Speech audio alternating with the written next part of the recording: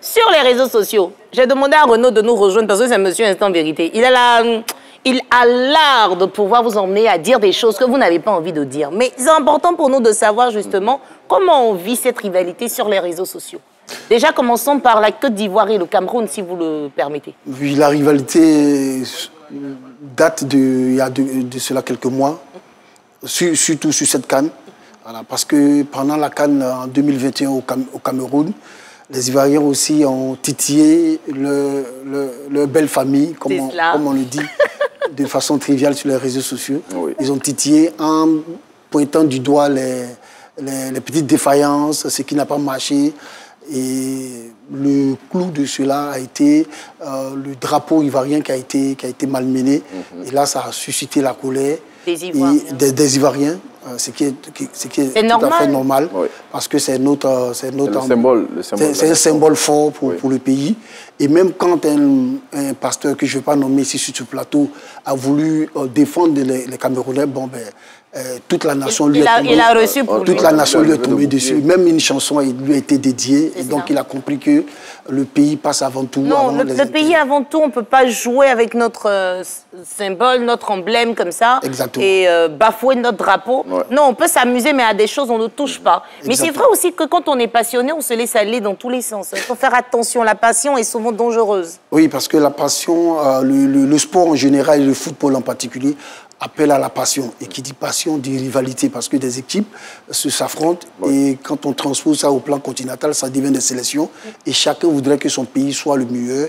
Et on fait la publicité d'une manière ou d'une autre sur les réseaux sociaux, qui est devenue l'expression démocratique des uns et des autres. Ce qu'on ne peut pas dire à la télévision ou à la radio, dans les médias classiques, comme on le dit. On le dit sur les réseaux sociaux, on le dit sur sa page, et on affirme sa fierté d'appartenir à un pays. Voilà. Alors, Renaud, à votre niveau, Mister Instant Vérité, Mister Question Sérieuse, comment on vit en Côte d'Ivoire cette rivalité avec nos frères du Cameroun? Non, mais déjà, il faut dire Akwaba, aller dans l'élan du chef de l'État pour dire Akwaba à tous les pays dont les supporters sont arrivés en Côte d'Ivoire à l'occasion de la CAN, et particulièrement à Nobo, les Camerounais. Mais depuis qu'ils sont arrivés, on le voit sur la toile, tous ces messages, toutes ces vidéos qui sont diffusées. Avec le message même de Samuel Eto'o, tout ça. Avec le message de Samuel Eto'o, on l'a vu, qui a posé un geste fort en allant sur la tombe de Feu Félix Houphouët-Boigny et tout cela. Voilà, ce sont des gestes forts, mais tout ça, ça reste bon enfant. C'est dans une ambiance bon enfant. On a vu que Frédéric l'a rappelé, pendant la CAN 2021, les rivalités avaient atteint un certain pic, mais là, c'est retombé, c'est devenu de la plaisanterie, et puis bon, chacun essaie de faire mousser, comme on le dit, de façon triviale, son équipe. Mais après, je veux dire, pour le spécialiste qu'il est, Frédéric, je veux dire, vous l'avez dit, ce qu'on ne peut pas dire dans les médias classiques, on le dit sur sa page, mais il ne faut pas oublier qu'en Côte d'Ivoire, il y a une loi qui encadre tout ça. Ah, il faut le rappeler. Donc, la loi, est-ce qu'elle va s'appliquer à tous ceux qui se trouvent sur le territoire ivoirien actuellement, peu importe ce qu'ils diront, ou bien on va faire des exceptions pour nos hôtes?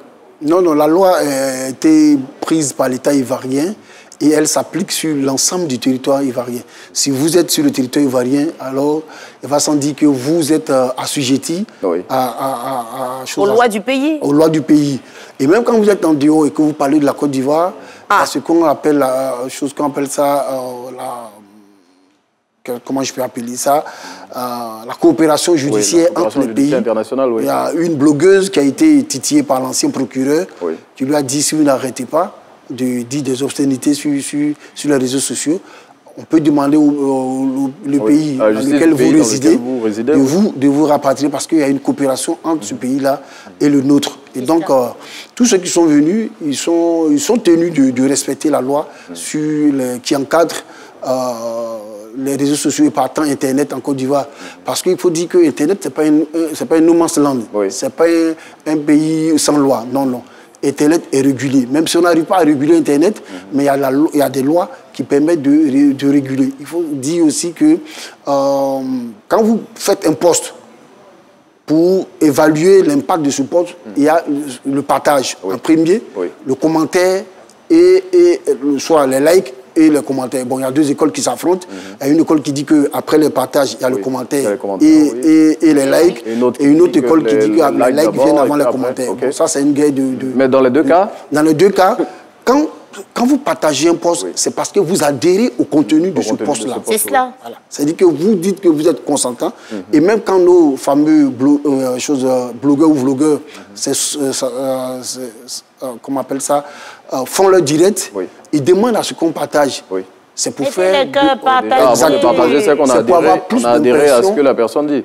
Exactement, c'est pour avoir plus d'impression, c'est pour avoir plus d'impact. C'est pourquoi on demande, si j'ai 5000 amis et que vous, Renaud, vous venez partager, vous avez eu 5000 amis, ça fait 10 000. C'est plus 5000 amis. Et donc les gens doivent faire très attention. Très attention. Voilà. Donc on va dire à quoi bat en Côte d'Ivoire, mais attention à nos lois. Justement, il faut attirer l'attention de tous nos autres qui sont là actuellement. Il faut faire attention à tout ce qu'ils disent sur les réseaux sociaux. Bon, on l'a vu, Naomi, si vous me le permettez, il y a quelqu'un sur les réseaux sociaux qu'on ne va pas nommer, qui avait été interpellé parce qu'il avait appelé à boycotter. Il n'y a pas très longtemps, il avait appelé à boycotter la CAN. Les la d'une manière. Je pense que c'est une sorte d'apatridie. C'est un apatride parce que ton pays organise un événement et tu demandes à ce que cet événement-là, pour lequel beaucoup d'argent ont été décaissés, tu demandes à ce que... Il n'y a pas que les moyens financiers, l'investissement humain, matériel, tout le pays est mobilisé, à commencer par le premier d'entre nous, le chef de l'État. Et toi, tu appelles à ce que cet événement-là soit... Je ne sais pas quel esprit il a animé ce dernier-là. C'est pas normal. J'ai apprécié un post sur les réseaux sociaux, je ne sais plus qui l'a fait, où la personne a dressé la liste des choses qu'on pouvait faire en Côte d'Ivoire et qu'on ne pouvait pas faire aussi. Ce que la loi autorisait. Il faut nous sortir ça. Moi, je ne l'ai pas vu. On va le chercher et puis peut-être mettre ça à disposition des téléspectateurs dans la semaine. Voilà ce qu'on pouvait faire et ce qu'on pouvait ne pas faire. On ne pouvait pas faire en Côte d'Ivoire. Ce qu'on pouvait dire sur les réseaux, ce qu'on ne pouvait pas dire. Dans le post, la personne rappelait justement tous les articles qui condamnaient certains agissements sur les réseaux sociaux. Donc on va avoir ça à disposition. Maintenant, en dehors de la Côte d'Ivoire et le Cameroun, on a d'autres pays aussi. Le Cameroun et le Sénégal, parce que les deux sélections nationales portent le nom de Lions. Il y a les Lions du Sénégal et les Lions indomptables. Donc, lequel des Lions va mieux Exactement.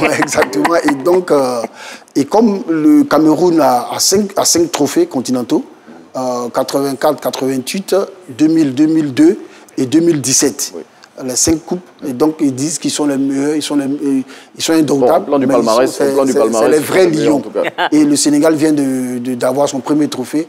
Donc, palmarès contre palmarès, je pense qu'il y a les Camerounais ont une petite longueur d'avance.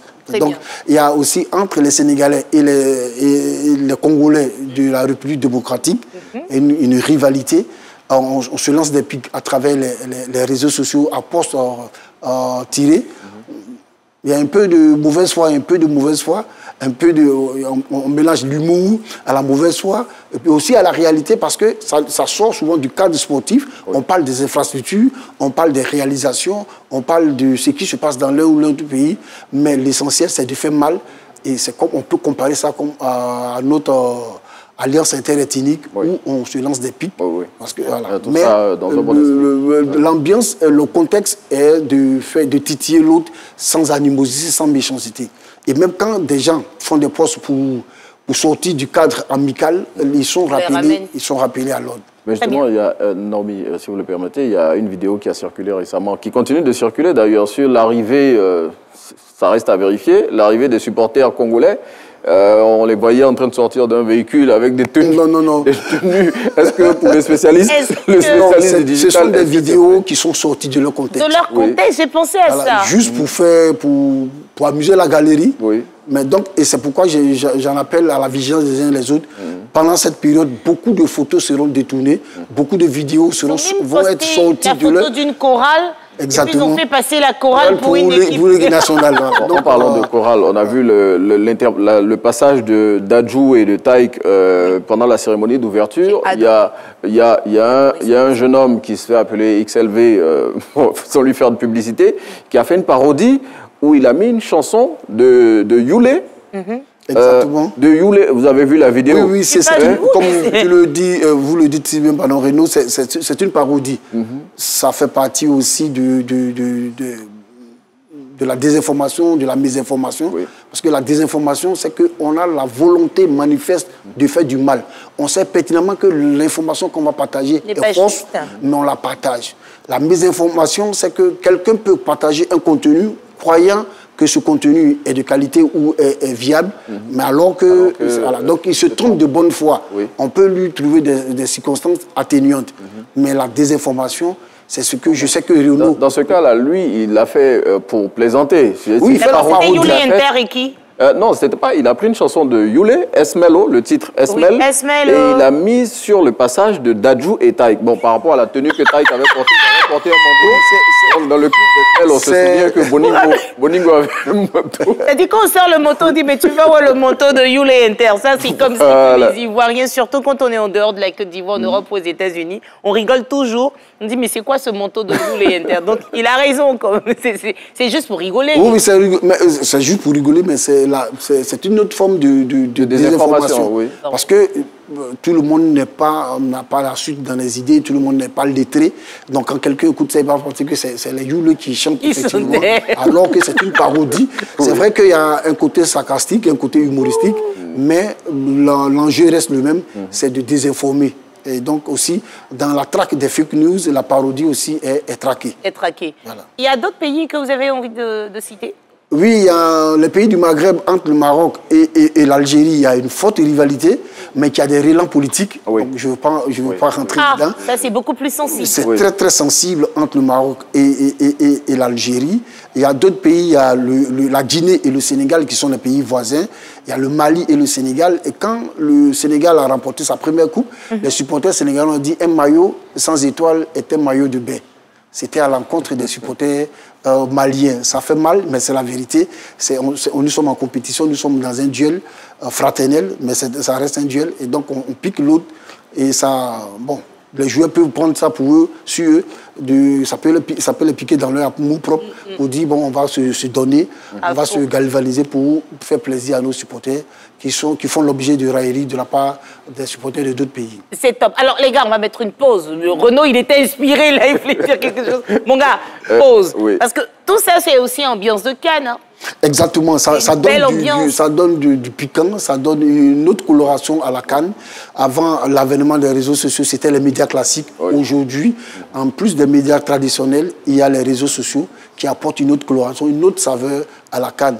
Et quand on regarde les matchs sont commentés en direct. Les gens regardent la télévision, mais ils commentent les matchs sur les réseaux sociaux, sur X, qui est ex-Twitter, et sur Facebook. Et les gens font des posts, ils donnent leur avis, leur ressenti. Et ça participe à vraiment agrémenter les soirées footballistiques. Effectivement, c'est pour cela que c'est tellement bon de regarder les matchs avec des amis dans les villages Cannes, comme le village Cannes de la RTI, au Palais de la Culture. On s'amuse super bien. Et la RTI, justement, déploie tous les moyens pour qu'on puisse ne rater aucun instant de la Cannes 2023 dans notre pays, la Cannes de l'hospitalité. Effectivement, nous n'avons pas droit à l'erreur et les grands patrons ont mis les petits plats dans les grands pour offrir le meilleur de la Cannes aux Ivoiriens. En plus de l'antenne,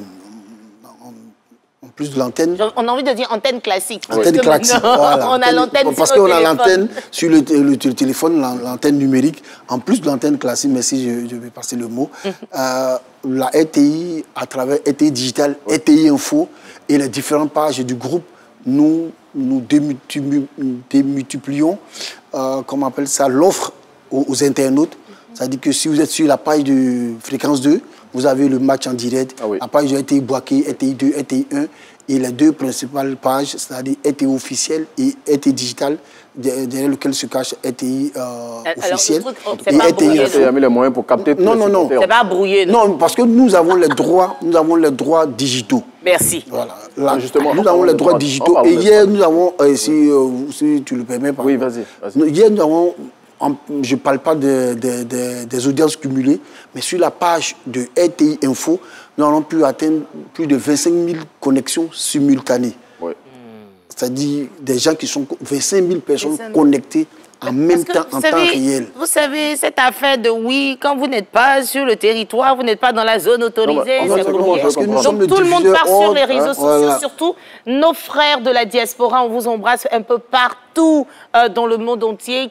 Moi, j'ai eu des amis qui ont veillé, parce qu'avec le décalage, c'est grave, c'est 8 heures de décalage quand même, mais ils sont restés pour regarder sur les réseaux sociaux, c'est top. Renaud avait une question. Oui, justement, en parlant des droits digitaux, je voulais revenir là-dessus. Frédéric l'a dit, la RTI a les droits digitaux. Bon, on va laisser la confusion créée par les autres sur les droits télé. La RTI est le média hôte, ça c'est indiscutable. Maintenant, pour les droits digitaux, la RTI a-t-elle l'exclusivité, oui ou non? Non, cette réponse, c'est la CAF. À qui appartient l'événement? Nous n'oublions pas, la CAN est l'événement de la CAF, la Confédération africaine de football. Merci. Nous accueillons, on nous donne la possibilité d'organiser. Oui. C'est pourquoi il y a le COCAN.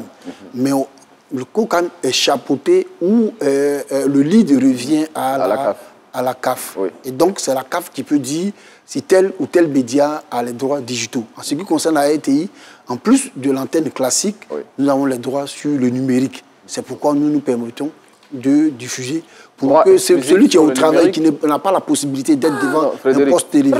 Il faut laisser exclusif. Je veux comprendre pour permettre aux téléspectateurs de comprendre aussi. Non, on dit aux téléspectateurs que vous n'auriez manqué de la CAN. Il faut rester connecté sur un territoire exclusif comme quoi. C'est chez nous là que ça marche. Si c'est chez les autres que ça marche, on n'est pas au courant. On est au couront de vu hier pour les images, on sait qui avait les actions en temps réel et qui les avait indiquées. Ils vont gérer ça. Les Ivoiriens vont se faire leur propre idée, leur propre opinion sur la communication des uns et des autres. Voilà. Vous savez quoi, Gorebi? Il y a quelqu'un qui était sur une chaîne d'un village Cannes, écran géant. Cérémonie officielle commence à c'est coupé. Ouais. Bon. Je n'ai pas envie de dire le nom, mais ceux qui ont pleuré là-bas, on se comprend, les amis.